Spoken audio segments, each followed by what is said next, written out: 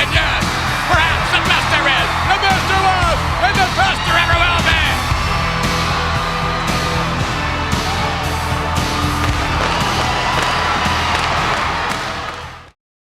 We are Year of the Dog, and this is our cover of Calvin Harris's Acceptable in the 80s.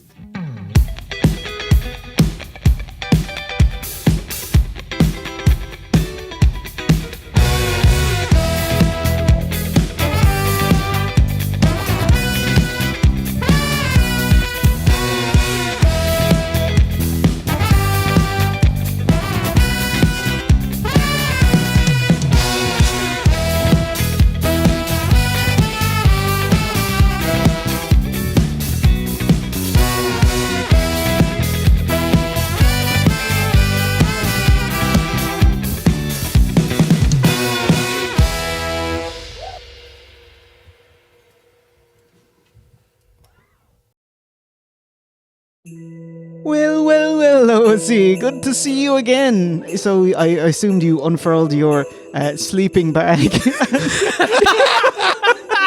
because you're in the boys' stable to record another OSW. Christmas Day has turned to New Year's Eve. And you're here once again at OSW HQ. How you doing? Yeah. Well, you know, it's not that we're here again. We just never left. Yeah, we never. Yeah, well, I locked the door. You never couldn't, let us leave. You know, yeah. that's technically kidnapping? forced imprisonment. Forced imprisonment. Yeah. But I left porridge on the table, you know? Yeah. Gruel. Delicious gruel.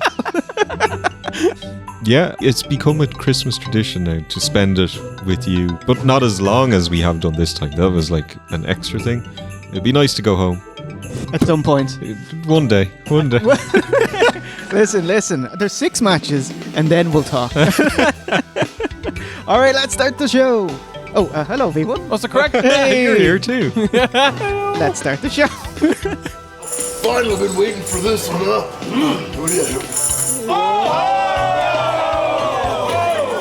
So, OSE, might I interest you in a cheap pop culture rewind? Yes, sir. Yeah. You may. For the week ending December 17th, 1995. Look at that!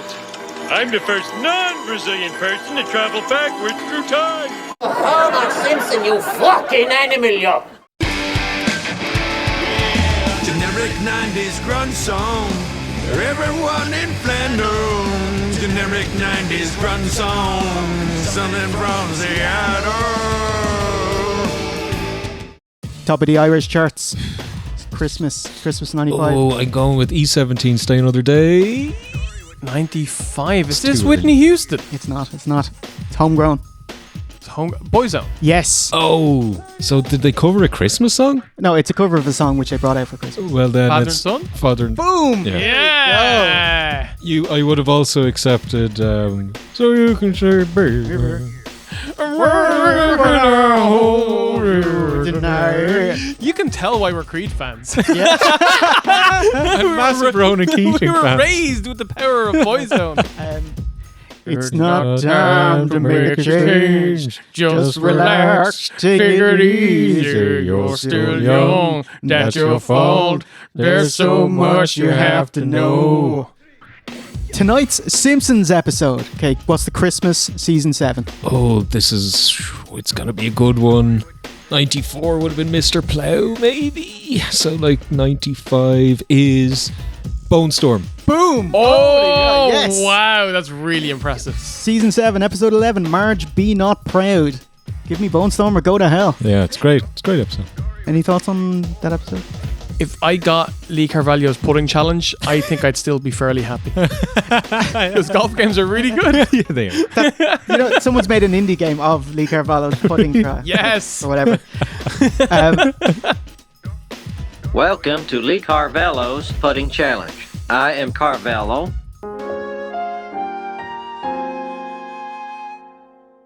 The gimmick being that Bart ends up stealing Bone Storm and then his Marge finds out, and that devastates her. And great story, really well made. One of my least favourites, as it depresses the fuck out of me. Like, something about Marge, bastion of goodness and wholesomeness, emotionally kind of rescinding from Bart, like a milestone in, you're not my special little guy anymore. like you're growing up and we grew apart, and that cuts deep, you know. But it comes back in the end. It's just like Finding Nemo. It's sad for whatever 90% of the film. I'm just sad now. Okay, fair you know. enough, yeah. Anyway, so Steve Urkel loves it, and that's all you get. What is in Irish cinemas? Oh, I can tell you. Oh yeah, GoldenEye, Mortal Kombat 1. Holy God, you are right. How do you feel about GoldenEye? GoldenEye. Take forever. I don't like. I don't like James Bond films, so there's no point asking me. The movie is fine. My love lies with the game that came out, 2 years later? On the N64. Yeah. By the way, don't go back and play it. It's really rough nowadays. But do play the Wii version. Oh God! No, didn't they bring out the remastered version finally? But I believe it wasn't as good as the early version that was leaked online. The one that you can find if you search for, and that's the better version. Yeah. In the arcades, Time Crisis. Love it. Brilliant. They used to have this game up in the bowling alley. My dad used to go bowling every Friday, and I always went, and I played Time Crisis so much that I learned the game off by heart, and I was able to clear it on a single credit. Wow. Brilliant. Yeah. It's not easy. Yeah, but not Time Crisis 2. That game was way harder. Reload. I'm trying. It's jammed.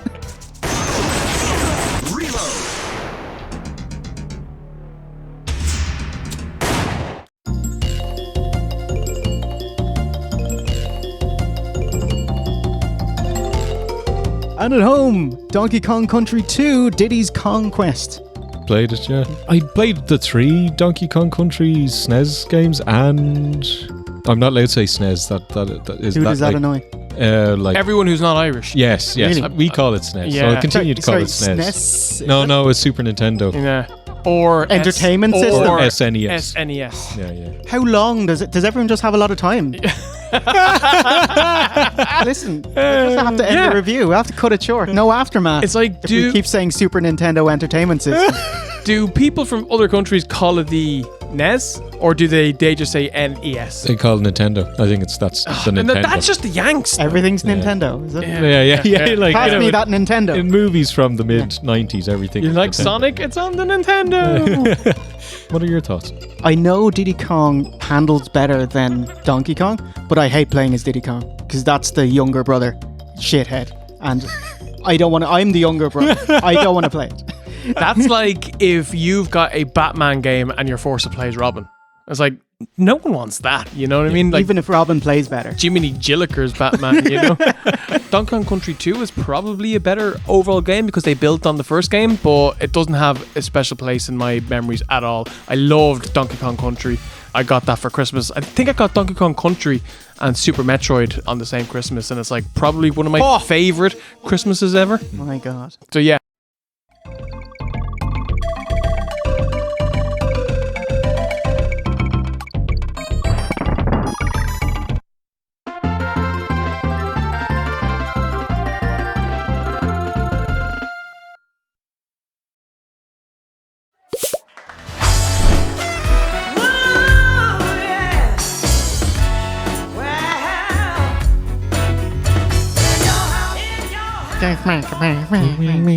Terrible. Would you call this sex jazz music? Steve? I didn't get a particularly sexy feeling from it. Got kind of mom jeans feel to it. Yeah. Opening video package. Todd explains why it's called Season's Beatings. Well, it's a pun. Yes. But the Hart family are in turmoil over tonight's matchup. Bret versus Bully Wully Davy Boy. Yeah, his brother-in-law. Here we go. Keep on trucking. It's in your House 5 Season's HASE. Beatings. HASE. In the Calgary Saddle Dome, at the In Your Haze, In Your House pay-per-view, at the In Your Haze, at the In Your Haze. Welcome everyone to this very special holiday WWF Spectacular Live from the Hershey Park Arena. 17th of December 1995. What age did I turn on the 17th of December Hey. 1995? 13? Cool. Yes. Well, we are the same age. But yeah, very good, sir. Very good. Shame on you, Steve. The amount of shame you've received in the last month. It's enough to last you a lifetime. I was about to say, you're in your 60s at that point. from Hershey Park Arena in Hershey, Pennsylvania, with 7,289 apathetic watchers.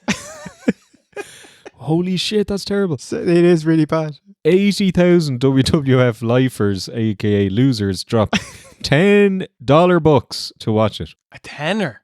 80,000 signed Virgil's photos. Tenner's pretty good value. Yeah, to be honest, yeah. You know, I'd actually, if my parents would have allowed me, I would have bought it. Like CD albums are 20 quid. Yeah, that's not bad. 80,000 buys is WWF's lowest buy rate for 1995. Well done. Well done. Bravo. Smash it, lads. Well, if you have... You worked hard all year. If you have the highest, you have to have the lowest. So, you know, it's something. The excuse is that it's sandwiched between two Big Four pay-per-views, Survivor Series, which was 128,000 buys, and Royal Rumble 96, which was 260,000 buys. That ain't bad. Very good. That's That ain't solid. bad at all. Yeah. Next year's did 70,000 more, so it was just a poor build to a must-miss pay-per-view. Very good. Very So, good. like, the following year, we would have had, like, the Rise of Stone Cold, so there was something. He's showing up next week. Oh, cool. Yeah. Wow. Yeah. Commentators Vince McMahon and Jerry Lawler. What's that, King? He's got a surprise. A prospect that brought in 0 buys. I've got a surprise. Who cares what? No one cares. You're a heel. It's not going to be good.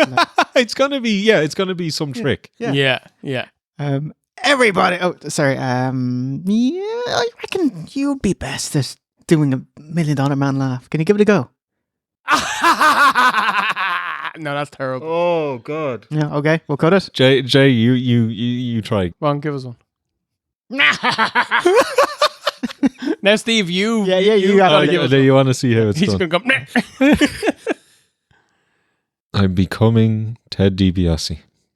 Taking the funds out of those. I didn't want to say that. I didn't, but I'm imagining. Poor people's hands.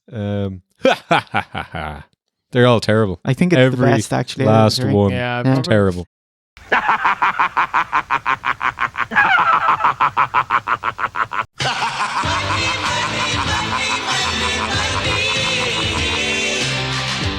Everybody's got a price. $1 Million Man's $1 Million Mates, Stid and Kid.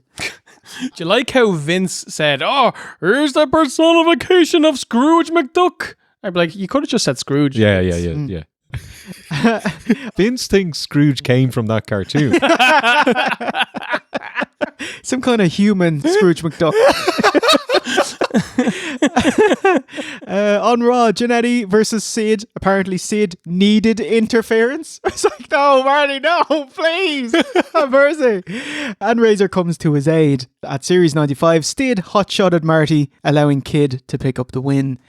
Elsewhere on the card, 1-2-3 Kid interfered in Razor's match, allowing him to be pinned, which quite neatly leads us into this tag match. Kid and Stid versus Razor and Party Marty. Hard camera zooms in over the hog pen housed with shit. I was like, this is the most 1995 look. Shit wrestling. This'll bring in the buys, eh? Yeah. Actually quite looking forward to Waltman versus Marty, like seeing them tear it up, but unfortunately it's new gen WWF and they're not allowed to do that. So it's all brawling, and then Waltman hightails it as soon as Razor tags in, including a Pearl Harbor by Sid, which is successful. Samoa Joe snap slam, Bret's rope buff blockbuster, Iron Sheik camel clutch. Stop wrestling, lads. Let's have a quick chin wag with Goldust. That's so mean. He name drops The Graduate. 1967, Dustin Hoffman and Anne Bancroft. Is that any good? Have you seen this one? It's disappointing. I thought there'd be a bit more titillation. Yeah. As a younger man watching it, I was like, oh yeah. Oh, here we go. Because, you know, she's an attractive older lady. Not a lot going on, but some iconic scenes, obviously, you know, the famous one in the chapel and on the bus. Since he's been gone, I've been looking for a substitute to teach me a lesson I sorely need. Mrs. Krabappel, you're trying to seduce me. Well, Any longer? Hold on, Marge! I'm coming home, baby! where can he be? Marge! Marge! Mrs. Booby!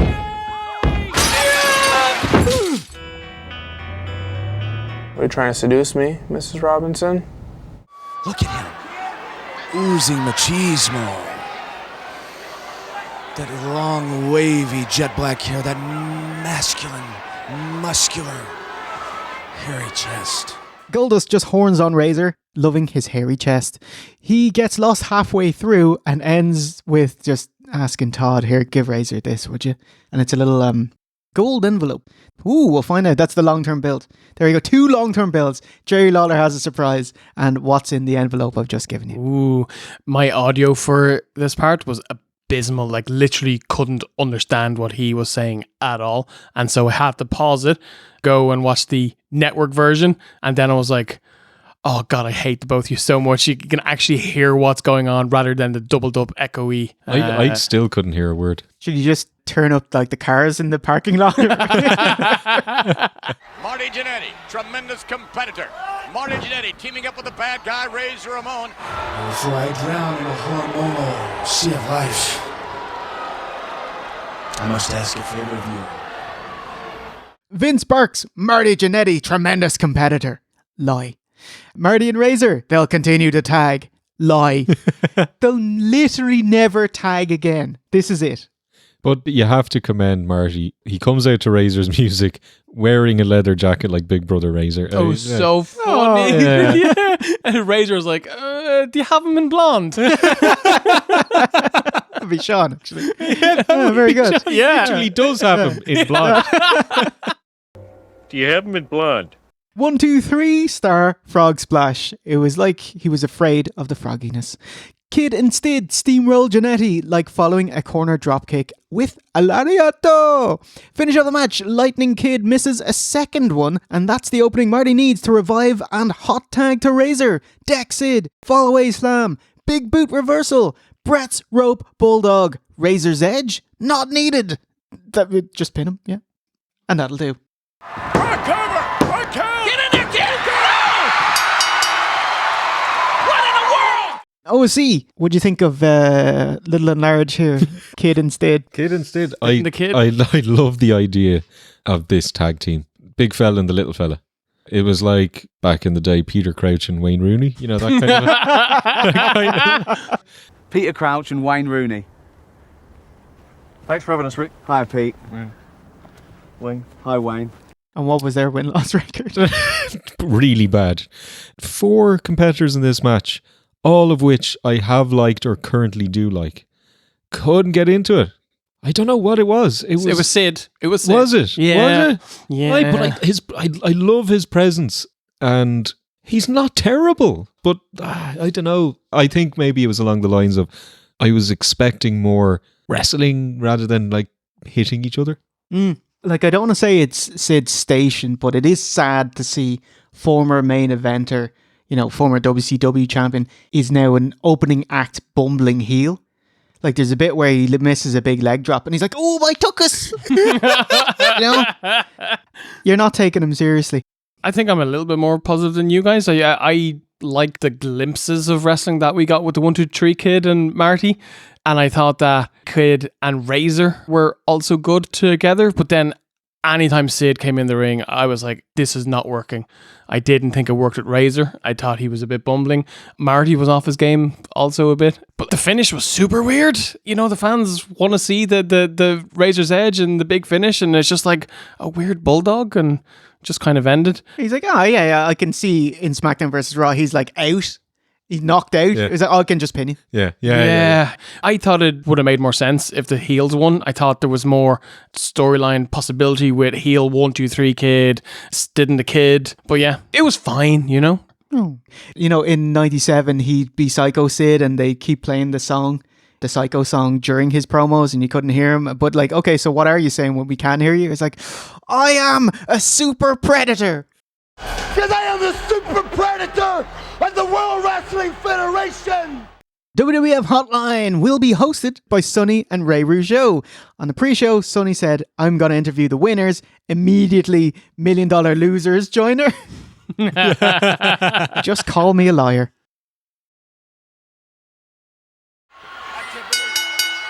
This contest is scheduled for one fall.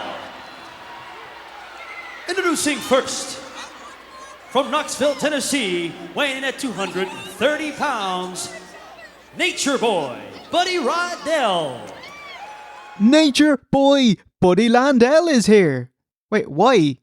Fuck you. Spoilers? Spoilers? This is actually a botch from the ring announcer. Just announcing what it's going to be. Heel Lawler has his surprise. And I was like, oh man, I know it's Nature Boy Buddy Landell. Oh my God, it's Jeff Jarrett! Oh! I flipped my shit when he said it. Double J, Jeff Jarrett! Sparkly gold and silver waistcoat. Beautiful, mate. He hasn't wrestled since dropping his IC belt to HBK at In Your House 2 5 months ago in July. Oh, shit. And where's he been? Kayfabe, he's been promoting the Ain't I Great tour, but in shoot, he just went back to USWA, Memphis. And what was he got? What was he got? I'll tell you what he didn't get. A reaction coming out. Like, I love Jarrett. We love Jeff big Jarrett. Time, big time. We've been forcing him upon the OSW just for 12 years. For a dozen years of Dropping the shilling Jeff Jarrett. Fans didn't give a shit. Do you think, I love his theme music, but do you think it doesn't help get a crowd reaction? Because it's so like, ugh. It's kind of drab, isn't it?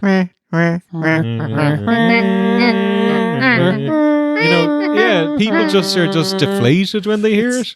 Yeah, you can't get emotional about it. It'd be more suitable for some kind of downtrodden BBC sitcom from the 60s. Like Steptoe and Son. I was just going to say Steptoe. That's what I was going for.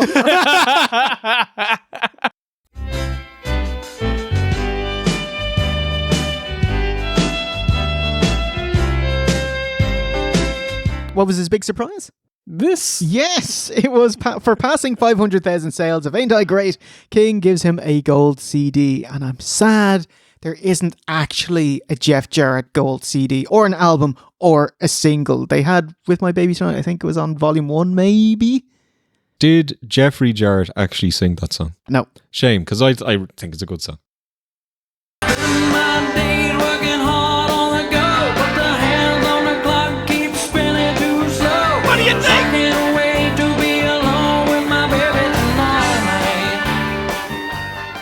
Road Dog? That sounds like Road Dog. Old Boher Madra. Yeah, I know that was like... or Madra Boher. I don't know. I'm terrible at Irish. Madra Boher. I prefer the first thing. Yeah. The Dog Road.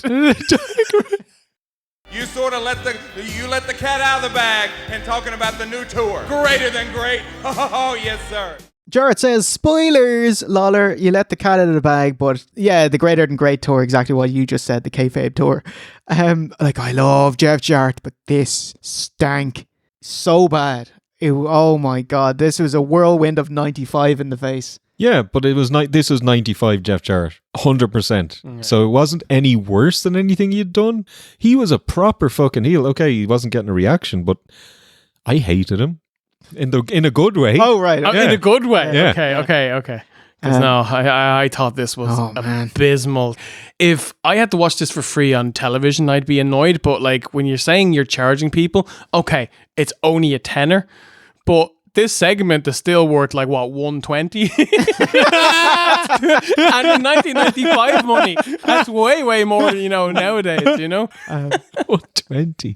Ahmed Johnson versus Dean Douglas for Shane's IC title. But sorry, apologies. Yeah. So Jeff announces he's going to be the first, not necessarily the first entrant into the Rumble, but the first competitor confirmed in the Royal Rumble. He says 29. I can't believe he says 29. Not him. Anyone but him. Ahmed's current claim to fame is that he slammed Yokozuna a bit like... It was terrible. Slammed. I'll put it side by side with Lex and the USS Intrepid. Okay.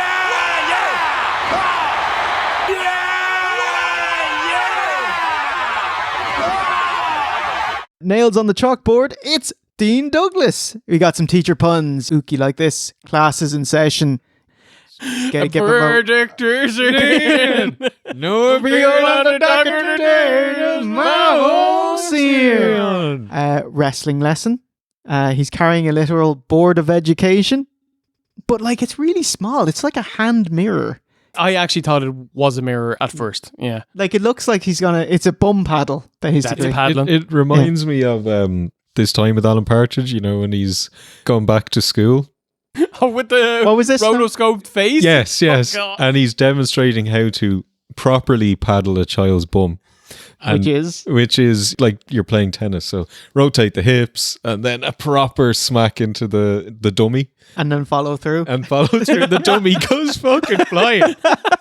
Yeah, it's so good. But watch what happens with a firmer base and a longer backlift. He says, I'm injured, I can't wrestle, which is true. But I've got a graduate student, Buddy Landell, 34. Fuck off. No. Fuck off. How is he so young? This is bullshit. I'm having none of that. No, seriously. Where did you see this? Seriously. Wikipedia? Come on. No. We're all places. 40s now, right? Yeah, no. And we look like Greek gods next to this man. Like, if somebody said, Steve, you are Buddy Landell's son, like then, now, I believe him. So if you transplant me from 2023 into 1993, I believe you were his would son. believe that he's 20 years older than me. Yes. He looks ancient. He is fucking nonsense. decrepit. He's also 3 years older than Shane Douglas at 31. Oh my God. At times were tough. Smoky Mountain Wrestling. There was a lot of chain smoking. Chain Smoky Mountain Wrestling?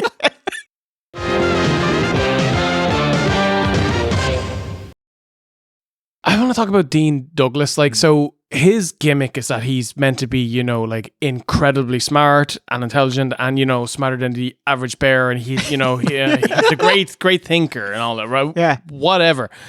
I refuse to believe it. Like, even in kayfabe, I can't let my brain believe in it because he sounds like a gruff, grumpy common man. I just can't get in. I just think it's awful casting. But when you think Shane Douglas, you don't think about the Dean or his lengthy ECW title reigns. You think of him giving out about either Ric Flair or B, the Eastern Championship title and throwing it to the mat, right? So it's in your head and all you can think of is this gruff, angry man. No, but his voice is gruff and angry. Yeah. Doesn't sound like an like he doesn't sound like an intellectual that is above fighting, like the genius. Yeah. So, like, you know, like he's very like flamboyant. Yes. Ooh, no. Yeah. Okay. He is not flamboyant. Definitely not. Douglas, not. It's a crusty, bitter old Dean. Class is in session. Oh, Jarrett staying for commentary, but he has 0 clippable quotes. Sorry. Doug and Thug, Pearl Harbor Ahmed from the back, from the front and the back. No sell. Hilarious. Landell is choked up to sit on the turnbuckle, gets caught and spine bustered. Pearl River plunge and jobber squash. Ahmed scoots out to bum paddle that crusty old Dean. It's a nothing squash, getting over Johnson's dominance and further quest for the IC title. Ahmed's in amazing shape here. He's before he got jacked. Before he got all jacked. those injuries. Yes, he's folked. Curled mullet Lawler gets a post-match interview, which is Jerry reading off his joke book. When you got your letter, your football jacket, the coach had to read it to you. Yeah, that's quite good. I actually thought that was decent. Ahmed calls Jarrett fake an urban cowboy, which funnily is the name of his track in the Attitude Era. So he gets Pearl Harbored with a gold CD. You know, he hits him with it, but the glass doesn't break. So he just has to pick up the glass and hit him over it again. And there you go. I was like, Ahmed, are you sure you don't want to wear a protective cap? If you're going to be hit by the glass. That would be, another 8 months before we saw a protective cap? Yeah. There was an amazing bit. Lawler holds out a steel chair and then Ahmed's face is run into it. It's like, hey, take a seat. Wang. He looks like he needs a seat. Let him sit down. And then they have an unbelievable brawl to the back that is just the both of them grabbing headlocks and neither one is willing to sell or to give an inch. So it's the most awkward looking thing ever. And all I could think of was I'm literally watching Mossy and Neo no sell each other, but it's on a global pay-per-view in 1995. Not that global, but yeah. It was the most pathetic walk and brawl I've ever seen. It's awful. Just Ahmed. This is a guy. This is a guy that is so close to my boy stable. It's not even funny. I just forgot all about him. Is this the first time we covered him? Yeah. Oh man, I was a huge mark for this guy back in the day. And I think the reason is because in the land of the midgets, he is king. Like, I know that there's still some big lads like Bully. Diesel. No, I'm talking like wide lads. Wide he is lads. Extremely wide, yeah. He had a brilliant look. I thought he was absolutely fine in the ring, for squashes. Also, like at this time and for a long time, there were no black superstars in WWF. And so this guy comes along and he looks like a megastar, and he definitely makes you go, whoa, look at this dude, he'd fucking batter you. Yeah, charisma, no question. I loved the Pearl River Plunge as well. My favourite finisher from that era. Yeah, his mic skills left a little to be desired. Hugely disappointed that, I know it's on him, but that he went nowhere and they did nothing with him. Okay, he won the IC championship, but he just petered out. Yeah. I love Ahmed Johnson as well. I thought he was amazing in the 90s when I was watching. I was like, holy shit, here, oh my God, what's going on? And he just kind of got injured and more windy and more injured and more windy. And the other thing is that he seems to have a gigantic tongue, which means he can't really cut a promo. Like he's like tongue-tied or something. Okay. Here it is. Bit of PS1. Oh, I remember this. But now, you're fucking ready to face the big dog. Because if you're dumb enough to believe you got what it takes to take on Ahmed Johnson. Did they film these in the inside of a bin truck?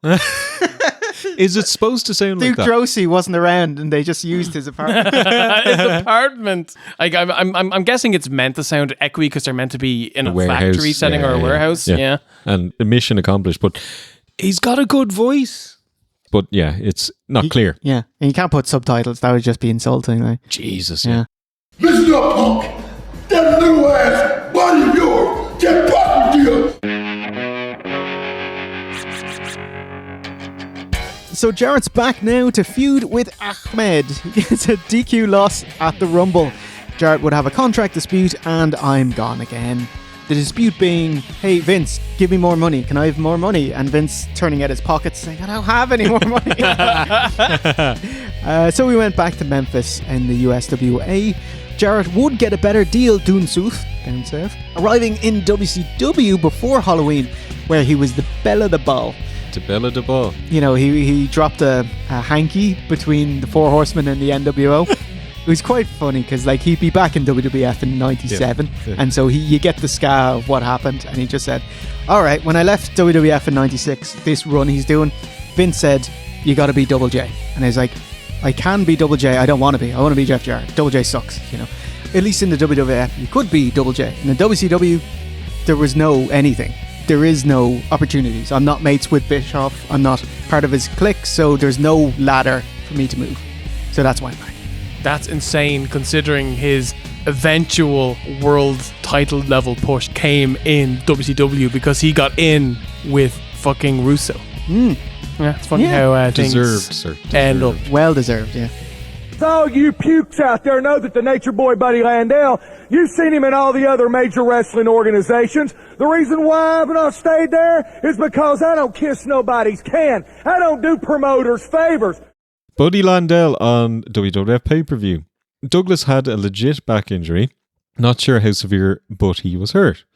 Vince and JR tried to convince him to work, but he still refused. I love it. They had no real backup plans, so they brought Buddy Landell in to get squashed. Story being that they promised he'd get an actual spot on the roster, not just whenever they need a spot filled. Okay, he does the squash and is brought back for the next 2 TV tapings. Ooh. Not bad. After the second set of tapings, he slips on some ice outside the arena and destroys his ankle. Ah, shit. Or tears his quad depending on the source and needs surgery. And that was it. He popped in for some house show / dark matches a few years later, but was never officially part of the roster again. Choosing tonight was a rib on Shane Douglas, as he's Nature Boy Buddy Landell and Shane hates Nature Boy Ric Flair. Buddy Landell is a graduate student of Dean Douglas. About to $50,000, Monsoon, with his Very that good. amazing? You're brought Very in for a good. rib. Yeah, very good. I feel sorry for him. That's a shame. Yeah. So I don't know if we're going to cover or not. So on the Raw after this pay-per-view, he does wrestle. He wrestles Sparkplug Holly and fucking wins. Yes, he does. He gets Of course he does. He gets a clean pinfall victory over Buttplug Holly. Yes, he does. On Raw. Was it still in the Thurman era at this Yes. point? Yeah. Right. Oh, he looks terrible. Yeah. His like hair is going very, very thin, and you can see that he's trying to kind of desperately hold on to it. And it's like, when Buddy has better hair than you do, you know that you're in fucking trouble. And of course, Buddy Landell, he had a sparkling movie career because he played the mama in Throw Mama from the Train. And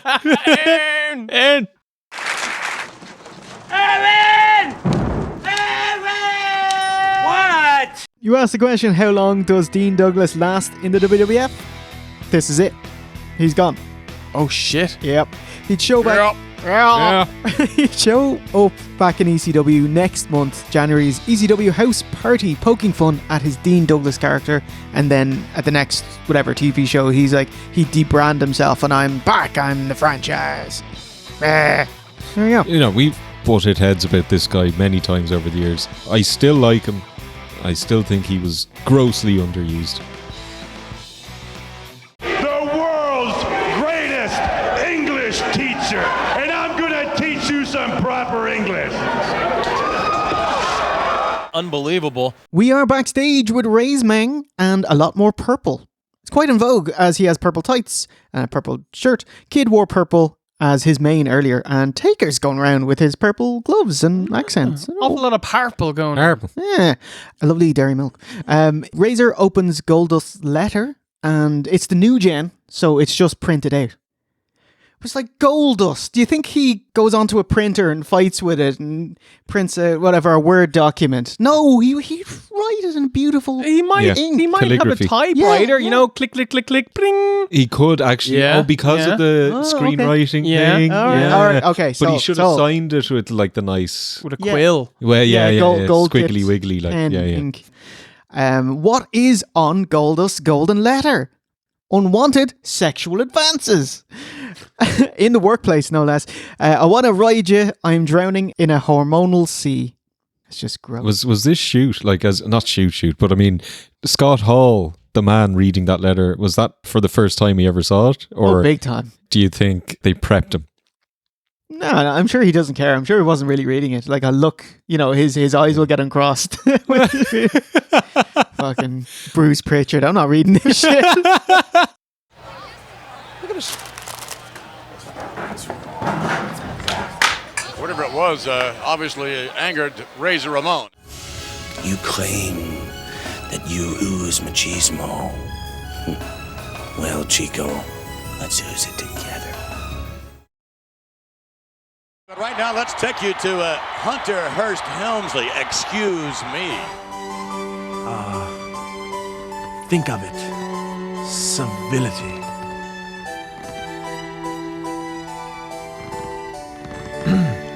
Are you listening? I don't think so. Match 3. Hunter Hearst Helmsley versus Hog. Pan back to reveal a pig's butthole. It's time for the hog pen match. Hunter Hearst Helmsley versus Henry O'Godwin Hogg with referee Hillbilly Jim. And Who's in brilliant shape. looks amazing. Yes, always. WWE doesn't pay for special ref Hillbilly Jim's song on our version anyway. It was just like blah, blah, blah, blah, really loud to cover the music. Did you? Don't go messing with the country boy, country boy, country boy. Billy Jim, there he is. All right, Jim, welcome back. Yeah. Wait a minute now. You mean he's gonna referee the hog pin match? You got it. Oh, no way, no fair. Referee, Hillbilly Jim. There we go. Arkansas hog pen match. The objective is to toss your opponent into the smelly hog pen. Triple H versus Hog, and his partner is Phineas I. Godwin. Pig. Hillbilly Jim, probably the only like guest that is happy to jump in the shite. Do you know? Yeah, he doesn't though, does he? No, No. I'll be around it. Oh, by the way, this is first time back on WWF television since Prime Time Wrestling in '93. Oh, hey, on the Coliseum home video, Doc Hendricks preps us by saying this match is, which has a double meaning. Looking back on it, I gotta warn you too. Things got a little, well, you know. Oof, man. The match opens up with Hog chasing Hunter around the ring with a slop bucket. Triple H pulls a guy in the way and he gets doused with the slop and some people in the front row. And I was wondering, is that Tony Chimel? it is. It is Tony Chimel. Yeah. Oh, wow. That dude was around for a long time, wasn't he? In the ring, Godwin hits a very nice backdrop. Triple H went up super high for him. And then there was a large portion in the background of my screen that was blurred. And I was like, what the fuck is that? Paused it. I went back to the network. I watched that version and it's a massive Hogan sign. So WWF were bitter enough to blur out the name Hogan on their screen in the VHS version. Triple H gets tied up in the ropes and Hog rubs some slop in his face. In his mouth. Which, in your mouth. Yeah, like obviously, you know, like it's just like lettuce and maybe some fucking salad cream or something like that. But it's like, I wouldn't want that in my face when I'm wrestling. Like, you know, come on, lads. Okay, two things. One is you never see that spot. People getting tied up in the ropes. That spot is dead now. It's like an archaic thing. It's nice to see it. The other one, do you think that moment when he got the slop in his mouth, it was like, if I ever run this company, you're out, mate. Straight away. Because he wouldn't last, but Phineas would be... Midian. Yes. And who would be... Naked Midian. Yes. Yeah, so he got a lot more paychecks. But it was actually unrelated. Henry Godwin took a doomsday device from Legion of Doom, cracked his like C4 vertebrae. Shit. Sorry, it was a C7 vertebrae. And he came back too quickly from injury, like in half the time, and just further injured, pinching his spinal nerve and needed to get neck fusion surgery. And then he just retired a few months. Whatever, you know, he retired later. That's sad. Yeah. All because Animal won't fall backwards. Yes. They fucking hell. On a guy that big as well. They don't take care of the people that they're in the ring with, which is like the number one rule, right? Yep. So, you know, when Hunter gets the slop rubbed in his face, Vince does the, you know, really terrible gimmick of... No, like... the smell! The smell! I love hate your that. Vince impression. It's so annoying. He's such a carny. I've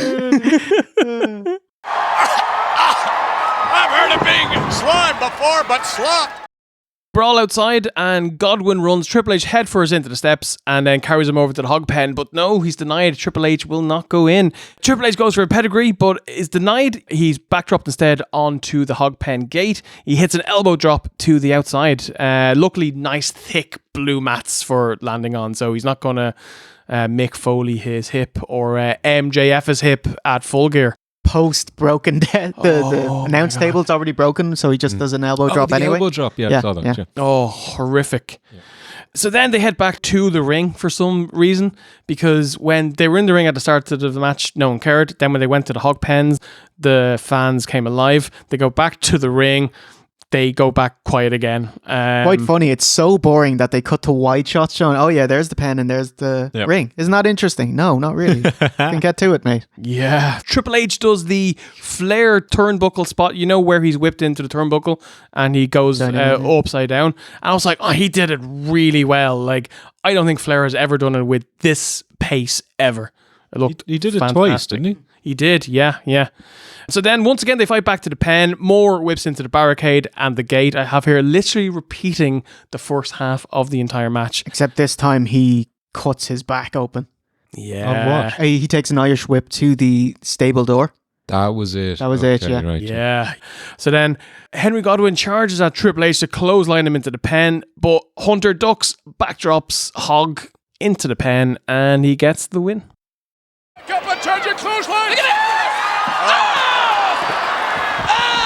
Henry Godwin's hot whip. Can you believe this? Same rules as the Royal Rumble. Do not run at anyone. Yes. Yes. There you go. What's he? You're bigger than him.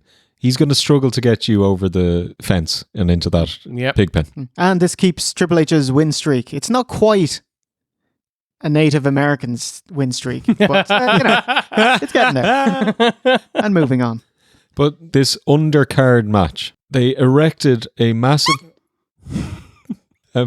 pig pen in the middle of the crowd, taking away potentially, and at the time it would have been good money, potentially hundreds of dollars worth of seats. Primo seats. Even though entranceway seats. The joke would have been on the fans because you couldn't see shit from there, but they wouldn't have known that when they bought the tickets. Did they even have the big TVs? No, they didn't. Oh my God! Then, so you just don't see anything. You don't see anything. That's it. No, you just hear boof. What? So I hope it was worth it, lads. I hope it was worth it. Before I watched this match, I was thinking something tells me it's not going to be worth it, and I was proven right. Yes, sir. This was fucking terrible, but it didn't stand a chance. You've got a comedy wrestler and a posh boy. Comedy wrestler. Yeah, at the time, comedy wrestler that people want to see get mudded up in a pig pen. And that's exactly what they're going to see. The winner is obviously completely irrelevant. And then we're going to have the posh boy heel is going to pratfall around in a pig pen for a bit. Get some new shoes, mate. Like, they have zero friction whatsoever, do they?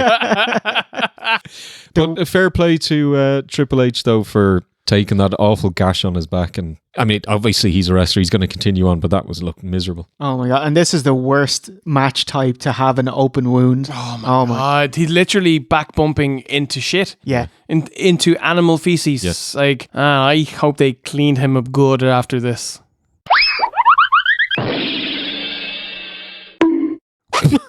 You can't do it to your own thing, see? But there was just a horrendous match, my God. But there was a shot that is like all you need to know about this match. In the foreground, they have the pig pen. In the background is nothing, rest hold.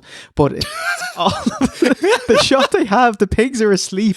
Oh, as the Hogs take a little nap. Everyone else enjoying the matches, except the Hogs aren't too interested. I like Triple H as a worker, so I thought he was very competent in the ring, but like the match was shit, the gimmick was shit, the build was garbage, the payoff was shit. Yeah, it was rough, man. Well, the positive is that Triple H can complain about, look, I paid my dues, watch this match. You tell me I'm slipping and sliding, yeah, obviously. Yeah. So yeah, you can complain about this for the next 30 years. So there's something. Worked out, yep. Yeah. Left it off the Thy Kingdom Come DVD. Where's that? Left it off the Greatest Wrestlers of the 90s DVD as well. Left it off the DX video as well. But, what's happening, mate? But imagine if you're a heel wrestler in 1995 and like, yeah, you haven't got a huge amount for you. Kind of lower mid card at the moment, but you get moved up the card. You're going against Henry Godwin. You're like, I'm just going to get shit in my face. Every time I wrestle this guy, even if I win the match, it doesn't matter. I'm getting that shit in my face. Slop, or I'm getting pig shit, or something. Is this like, okay, you're going to work a house show circuit against the Bushwhackers? Oh my God, yeah, it's like every night. Worse than death, isn't it? Yeah. Just I'm going to get licked. Oh my God, yeah. These guys here, that's cool. You can see what they're doing. They're giving the referee a licking a moment ago.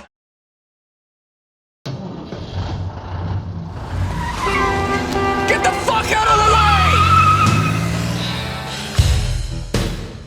way! Match number 4 is Diesel versus Owen Hart. At the Survivor Series, Diesel succumbed to the deadliest move in AEW. Deadliest move is the roll-up. Oh my God, yes! He snapped, battered Bret. Then there's a steep drop in New Gen talent. Who else can I batter? Radford. Oh my God. He got mentioned. Radford got mentioned. And Pearl Harbor, Yoko, and Owen. Owen? Yeah, he's taking credit for HBK collapsing during their bout. A hilarious kayfabe collapse. And that's added fuel to the fire to Sean's clickmate. Diesel has returned with an edge. He's funneling his anger over losing the WWF title to Bret and being out of immediate title contention. It looks like Taker and Mabel are above him. He wouldn't get a return title shot until February's pay-per-view In Your House 6, taking on Bret in a cage. Hey, Diesel, we need you to smile a little bit. We need you to be a little bit more politically correct. A little bit more corporate. By the way, no one's asking, but I'll tell you anyway. How did he get this bout with Owen? Owen had an open challenge for In Your House, and Diesel filled it. And I was like, hobbly Kevin Nash ran and filled the open contract. Where's Trent Beretta? I know you're only 8, but come on, mate. Ding ding, he is 8. I had to check up nice. when he was born. Well researched. There you go. Ding ding ding, Owen versus Diesel. Dear Diesel. Like, there is an immense size disparity. I thought we'd see Diesel overpower him for a good while, but pretty quickly Owen outsmarts him and works the leg. Owen hits an enziguri, the same move that injured Sean. And I was about to laud the positives of Owen being the superior technical wrestler, but he just eats a Diesel jackknife. He's out, flat on his back, eyes closed, foot on the chest, pin. 1, 2, Nash takes it off himself. The ref admonishes him, that's poor sport, gets thrown down. Ding ding ding, DQ. And another jackknife. This is for you, Sean. Nash flattens Hart in a nothing match, 4.5 minutes. Wait a minute! Yes! You can't do that! Hey, look at this! I was astonished at this match. Owen Hart, who was, we'll say, a gnat swing away from the world title 12 months, ish ago, is now a jobber. Huh? And you know what shocked me the most of everything? I was just going into this match, and it's something I wanted to complain about for a while, but haven't had the opportunity. Fans. I hate the people that love me. Owen Hart, in the new generation era, as a heel, never fucking lost. I know he lost a couple times to Bret, and maybe against Bully in Europe for the European title, maybe? Good. That was it? That was the finals for the European title, yeah. I struggle to remember Owen Hart losing a match as a heel other than those 3 matches. And I was thinking, well, he's obviously, I can't believe they're actually feeding him to Diesel here. He's actually going to lose. No, he still wins. Owen Hart still wins the fucking match. Strong. He's kept strong. This unconscious man kept strong. Who was beaten like 4 times during this match. He still won the fucking match. Yeah, right? like at any point in his 4 minutes, Diesel could have pulled the trigger and just kept him down for like a... But he didn't. Yeah. But he didn't. Can I ask you, V1, about the rules? Because Nash hits a powerbomb, and then the ref says, hey, stop it, don't do another one. And then Diesel pushes him off. Get away, I'm doing it. Don't do it, as in he can't compete. So, ring the bell. That's a TKO, yeah? In a modern MMA has gotten popular world, yes. Then, nah. None of that really flied, did it? Do you think it just happened too quickly? Do you know, like, is it over in a blur and or it was in the script, so that's what we're doing. Yeah. I think, in a kayfabe sense, there was no bell ring. Maybe he was going to ring the bell, but then he didn't. So if there's no bell ring, the match hasn't been won. Yeah. Yeah. So Diesel was in the right. The referee should have rang for the bell. But he didn't. Maybe he was going to, but then Diesel grabbed him. He's like, fuck you, actually. Diesel wanted a second powerbomb, and then the ref came out to him. But why shouldn't he be able to hit a second powerbomb? Like, yeah. You can hit 10 that's if you fucking want. wrestling. Or cut or ring the bell. Yeah, there's no winners in this, other than Owen Hart, because he never lost. Very good. Man, I was so sad. Like, when these guys came out, I was going, yes, this is the first match on the show that feels like it's 2 stars. It feels like a big match, and I can't wait for it. Like, Owen is one of the best performers in the entire company. Diesel seems to be on a bit of an upswing, like he's got a new, tougher, edgier character. And He'll only slap your hand if you're wearing a black glove. I like that. I do like that gimmick. But yeah, man, just... Oh man, the quality of the reviews in OSW. Yeah, like yourself, I saw these 2 come out. I was like, oh man, this might be amazing. They will save this pay-per-view because both are overlooked wrestlers. Like, Owen's helping Yokozuna get in the ring, and Diesel's overlooked by Bret and by Taker and by Mabel. So both have something to prove. If they go out and have a banger match, we can be the best match on this card. And nothing, it's a storyline angle, a squash. So, meh. Yep. Yeah, Braun overcame Brain here. Like, Diesel's a big guy. Like, if Owen wanted to beat him, all he'd have to do is, like, look at his toe, wait for him to swipe, and just roll. Roll through it. I love it, Joe. Very good, very good, Yeah. very good. You There you see, go. he's there, man. He's there. Just got to put all of his runes in intelligence in mind. But the importance you roll towards Diesel. Yes. That's critical. You roll away from Diesel. He'll be out of the roll and then get hit. Yes. And then you'll take damage. Roll into Diesel. And a jackknife! A 285-pounder! Jackknife, a cover, a cat, and a victory!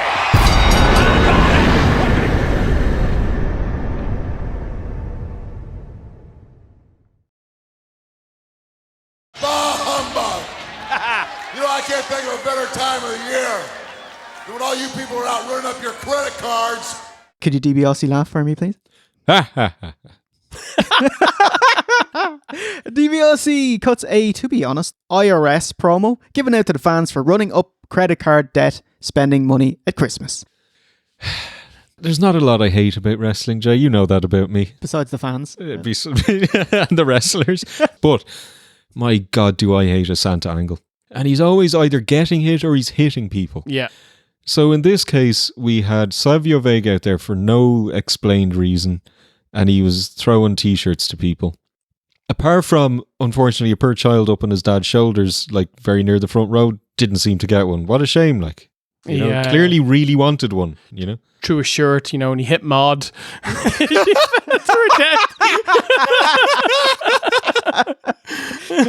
Oh, the promo. It's like, do you believe in the spirit of Christmas? I believe in the spirit of Christmas. See, I believe in the spirit of Christmas.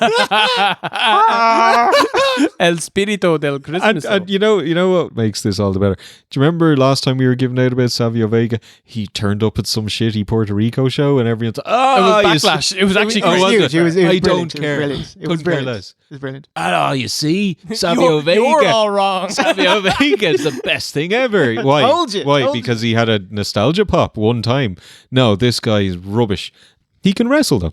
DiBiase and Savio had a tete-a-tete about Santa, irrelevant. And then, you're thinking either Santa's going to turn on DiBiase or Santa's going to turn on Savio. So he picks Savio. Yeah. And I'm like, okay, who's the wrestler?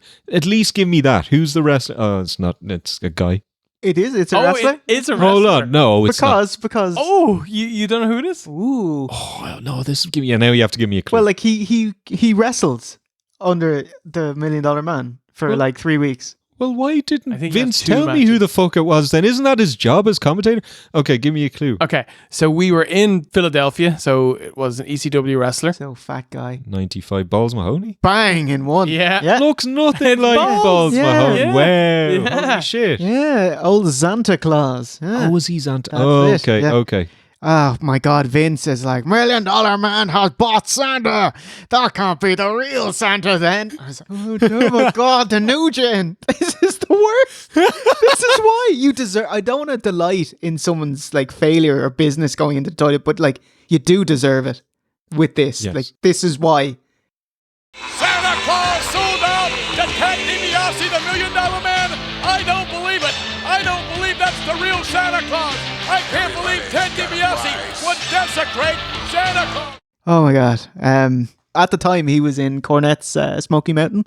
So him and Nature Boy put it on in Chain Smoky. The invasion. This is when he said we'll cover the invasion. Oh, okay. You know what? Fucking yeah. I want to go back in time and rebook 1995 to have the gruffest, ugliest, fattest man just come in, just stink up Raw even more. Yeah, why not? Like, what are we gonna lose? Fucking Santa Claus? Are we gonna lose fucking Dean Douglas? Your dad. Mantor. Who was my dad? John? No, Buddy Landell is your dad. Yeah, sorry. Yeah. You think you're special, you do. So did you, I feel like you enjoyed this? No. Oh, okay. No, this was awful. This is literally some of the worst wrestling segments in the worst time of professional wrestling. That's some achievement. It actually is, isn't it? Savio!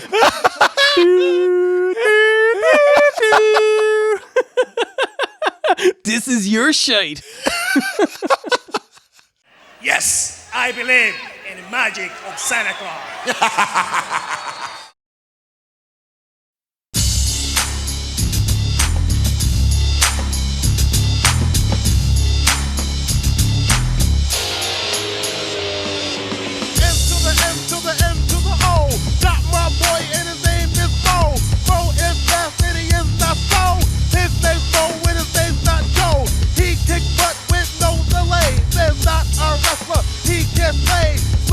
Vega, then he pin him, pick them up, and then he'll skin them. We're on a mission.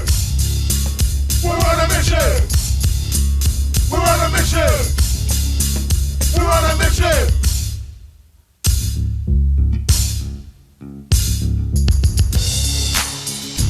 The penultimate matchup is The Undertaker versus Mabel in a casket match. It's the fat man who crushed Taker's face, Mabel and the dead man. Mabel's entrance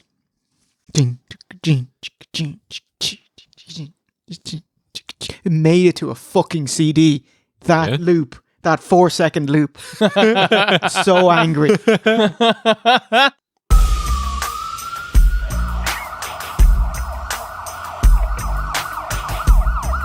Did you see who carried Mabel to the ring? Jeff Hardy! The boy. There he is. He's far too modest to tell us himself. You know, him and Matt would open the doors at the King of the Ring. Yeah. Those lads in those ball pinchers. Yep. Nice. He was also on the Go Home Raw. He wrestled Owen Hart. Side, leapfrog by Hardy, coming off and over the hip, nicely done by Hardy. What say you about Mabel's push broom haircut? I'm thinking Jason Lee. Do you remember that footballer? Played for Nottingham Forest in the mid-90s. No, the name. Yeah, Splices. I can't remember the hair. Do a side-by-side on that. He had a little pineapple going on. Yeah, he did, yeah. I get a bit of toilet brush. Yes. Yeah. Freshly blow-dried mohawk. A cartoon villain.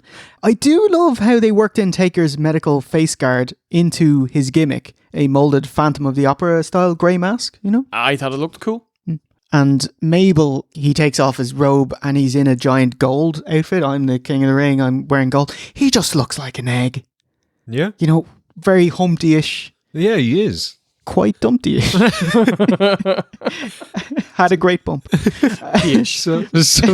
So Mabel up to this point has severely injured The Undertaker, nearly severely injured Diesel, and he's still being pushed, and Taker's still willing to work with him. What do they call it when you throw good money after bad? Who's got Taker's urn that was melted down is now a necklace form? Mo.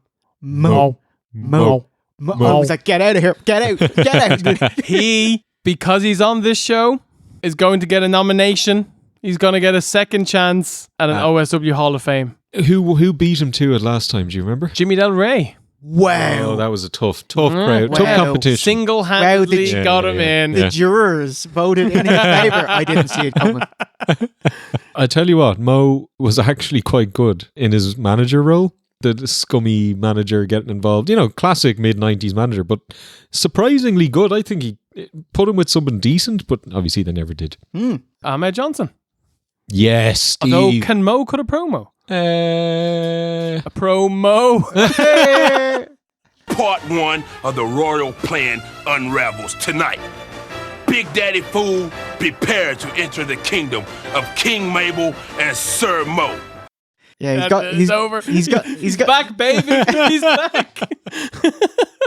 The Undertaker means business. What a monster. It took a while, but Fat Man successfully Pearl Harbor's Taker. Sidewalk slam, Vince calls it that maneuver. Taker no sell, big clothesline, no sell. Bret's rope Schwab splash, miss. I was like, fuck, are we going home already? Belly to belly, Bimmy to Jimmy, immortal leg drop, big splash. Is that it? No, Mo gets involved because that's completely legal in a casket match. Mo scoops up the Undertaker and whoop, Right in the just cake, like, right in like the I actually casket. have this like fucking big bullet points bold. It was like Mo defeated the Undertaker. He picked him up like a sack of spuds, walked over, not a bother to him, put him in the casket. Like he all but beat him. It's like just because he's an idiot. It's the mega push. Like, you know, Mocha push. The mocha push. No, not having I'm it. having it. No, It's in the show. No. Cut that. No. And that's it. Okay, I will. Oh, all right, so Taker is defeated. Then they panto bullshit as they don't actually close the casket, but rather just, I've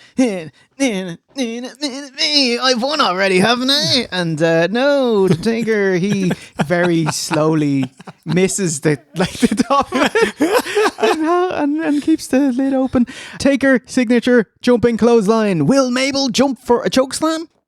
Yeah, not really. Kinda. Better than Hogan's one. Yes. Take her for the ride. Oh my God. The Undertaker. Hogan trying to fight out of the choke slam. Undertaker couldn't get him all the way up. Get in that casket. Mo. You too, buddy. He's gonna close it, but oddly decides to get in. I thought he was gonna close it with have a slumber party together. But, slumber party. But he's just gotta pilfer the gold chain back, the remnants of the urn, before securing the victory.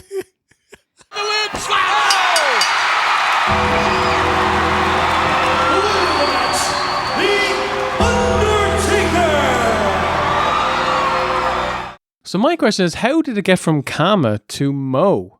That's a weird sideward step. Well, slightly upwards. Well, hold on. Didn't it go urn fucking melted down into chain, remelted into urn, remelted into chain? No? Is this still the Kama shit? Like, did they not remelt it down at some point? You're the expert here. You're on trial here, not me.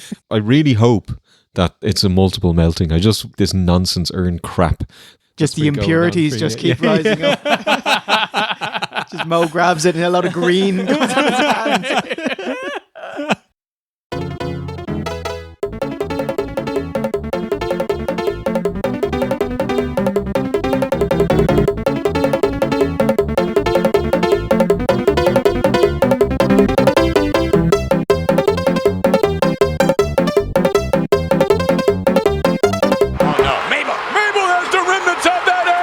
So what do you think? 10 on 10, 5-star Egg Dome classic?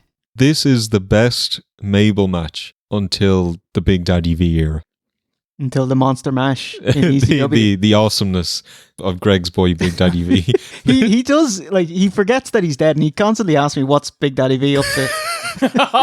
He must get so sad every time you say it. No! It's like, he's probably filming a movie or something. That's why he's not on. Yeah, he'll be back. Don't worry. Yeah. Honestly, I can't think of a better Mabel match. I quite enjoyed this, actually. And a lot of that, I think like 90% of my enjoyment was Mo ragdolling The Undertaker. Is this the first time Mabel's had a match and he didn't injure someone? Yeah, literally. So it makes it his best match. Yeah. Hey, it was fun. I enjoyed this. Okay. What did you think? This was so much more fun than it had any right ever being. Was it good? Fuck no. Was it silly pro wrestling cartoon that had good heat and a decent finish? Yes. Would I watch it again? Yes. Oh wow, okay. It's like 5 minutes. I liked this match. I thought it was harmless, bollocks, silly fun. This is a standout for The Undertaker as well, by the way. Not just Mabel. More of a sit down. What do you think? Like, it was no good. Mo and Mabel are infantile level, like, comic goofs, but within that stratosphere there is fun to be had. So like no, obviously, but yes. We're all 100% in agreement on this match. Like, it's no good, but yes. yeah. It's fine. It was a pleasure to watch. It was, honestly. I had more fun than the next match. Yep. Honestly. 5 matches down, 1 match left, because it's time for your main event. A 2-hour WWF pay-per-view. It's so good. It's honestly... Bravo, lads. And not night 4 of a buy one, get one free WrestleMania. It might be an incentive at some point to come back to the new gen era to watch 2 hour shows. 2 hour shows. You got lucky. You 2 got hour lucky shows. with this. No way. Lads. Lads. Okay. 7 hour Mania. Well, no, it's not like one or the other. Maybe in 10 years. Maybe in 10 years. Yeah, we'll lock that in.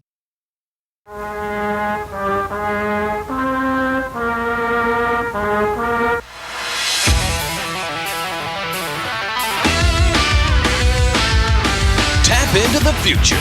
Experience the new WWF generation.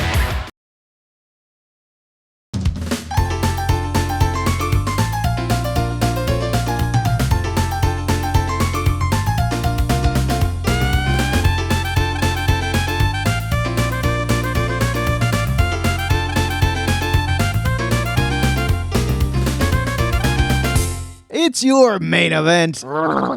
Bret Hitman Hart, the WWF champion, putting his title on the line versus the British Bulldog, Davey Boy Smith. Hype! Steve, what is what is the hype? Hot takes. Fire. He's on fleek. Lean in. He's on fleek. Let him cook. Bret lost the IC title en route to becoming a main event superstar back in 1992 and since then has become a 3-time WWF champion. Despite winning at SummerSlam 92, in those 3 years, the British Bulldog has done nothing to further his career, eventually snapping, turning heel on Diesel and winning and wrestling for his title at In Your House 4 in the biggest stinker in a long time. My God. He talked them out of the arena. Bully's temper has cost him, provoking Bret to attack him. So the Bulldog got the DQ, winning the match, but not the title. Now on Halloween Raw, Cornette's attorney, he is managing British Bulldog. His attorney, Clarence Mason, crossing T's and dropping I's. Dropping I's? Yes, he's Nation of Domination, Clarence Mason. He gets Bulldog another title shot, this time with current WWF champion Bret Hart, who dethroned Diesel at Series 95. That match, Bret says it's a 5-star match. I watched it and it was not, sir. And I love Bret Hart. Main event of Survivor Series for the WWF title. Diesel goes down to the deadliest move in all of AEW. Yeah, the roll-up. Yes. But the big news was Vince was dressed as a convict in a striped shirt. Which is great for giffage. Grab a picture of that and then guilty objection. You know, you've got to get the old Ace Attorney font on that. He'll just pay money to all those poor women. Drop those millions and it'll go away.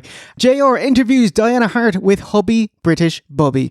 Horny Coney cuts the same promo he did on the pre-show. And has done probably for weeks. And would do for the next couple of weeks. Bret, the boy of many buttons. He has more buttons on a shirt than AVGN does these days. Who, Bret? Yeah. He's just... He has a jacket with many buttons. Jacket. The leather jacket. Yeah. Okay, I didn't look at the buttons. Yeah. It's he's Benjamin Button. Yeah. Okay. Beans Button. By the way, Diana Hart's promo, yay or nay? Well, what did she say? Nothing, but like, just... I mean, you're a Hart. I like. They're known for their promos. Yeah, what am I saying? You're a Hart. Stop being so good. I have complete faith in my husband Davey, and I believe since he's beat Bret twice already, he'll beat him again tonight.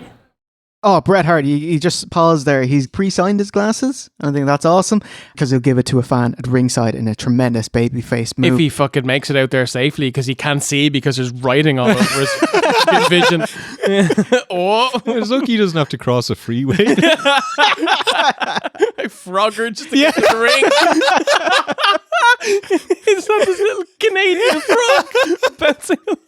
The WWF champion, what do you have to say, mate? He is cut off by Davey's music. Fuck you. Yeah, could they not pre-tape this beforehand? Seconds. Yeah. Shockingly, the usually smooth Lawler flubs the fuck out of his anti-Bret promo. He just flippity flub plan. Think about it, McMahon. What does he hold most dear? That title? That beautiful Revival World Federation. You can't even say it. Well, can I know it. I'm flustered to think about this. And Vince just lets him do it. You know, it's like, oh my God.